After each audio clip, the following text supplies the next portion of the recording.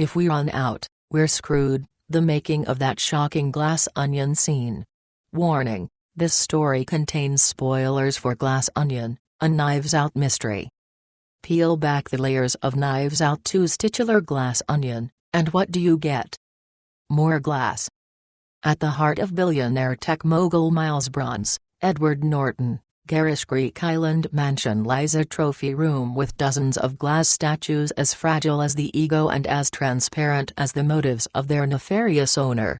In Glass Onion, a Knives Out mystery, Miles is eager to show off his shiny art collection to his posse of morally corrupt friends after inviting them to a murder mystery party at his private Mediterranean estate.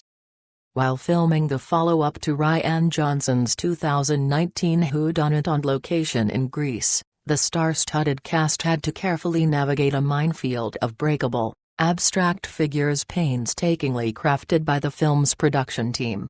Until, of course, it came time to shoot the climactic scene in which Miles' esteemed guests turn against him and smash his statue garden to smithereens.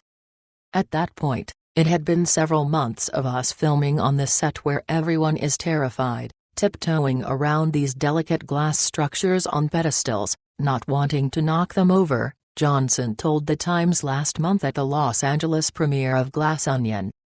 So everybody was so primed to want to smash that I didn't have to tell them anything.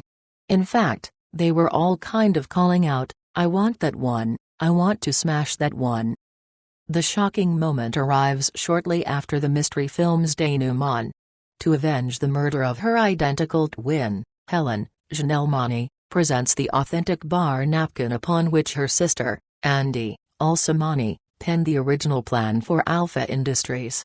In a desperate move, Miles, who co-founded Alpha with Andy before cutting her out of the company and persuading their mutual friends to testify in court that he wrote the idea for Alpha on a napkin, sets Helen's only shred of physical evidence on fire. Distraught and seemingly defeated, Helen retaliates by destroying some of Miles' personal property. She starts by shattering one of the glass statues in his lair, then another, and another. Soon the rest of the vacationers, including those who previously defended Miles and betrayed Andy under oath, join in. According to Leslie Odom Jr., who plays scientist Lionel Toussaint, the statue-breaking sequence was one of the last scenes they shot, obviously, because we couldn't put that stuff back together.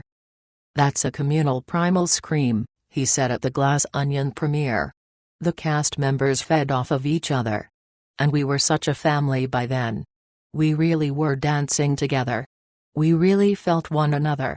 I was just trying to take that energy, receive and give." Madeline Klein, who plays conservative YouTube personality Whiskey, said she channeled everything that was pissing me off or has ever pissed me off while destroying the glass sculptures. "It felt like a rage room," she said.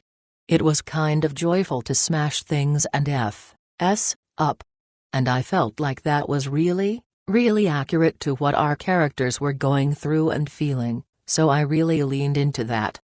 If anything, the acting ensemble enjoyed wrecking the statue set a little too much. "Once I actually tore them loose, it was actually a problem of slowing them down so it wasn't over too quickly," Johnson said. "I'm like, I know this is fun, but we have to time this out a little bit." Producer Ram Bergman said only 3 copies of each figure existed, which significantly raised the stakes of each take. "You were always nervous," Bergman added. "Let's make sure we get it right because after the 3rd day, we won't have any left." So to me that was the stress. Because if we run out, we're screwed. Inevitably, mistakes were made. While rehearsing the chaotic sequence, Jessica Hennick, who plays Peg, the exhausted assistant, publicist of a problematic former cover girl, Kate Hudson, dropped her statue before Johnson could say, "Action." As Johnson was blocking the scene, he instructed the actors to smash their statues on the count of 3, and I just heard 1, 2, 3, Hennick said, and I threw it. Luckily, one of the cameras happened to catch her error, and that's the shot they ended up using in the movie. When I look, in horror, Up, that's me looking directly at Ryan, Hennig said. They cut just before I go, I'm so sorry.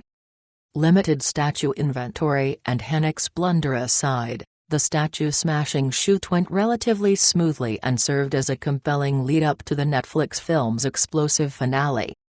Luckily Janelle and everybody else got it right, Bergman said.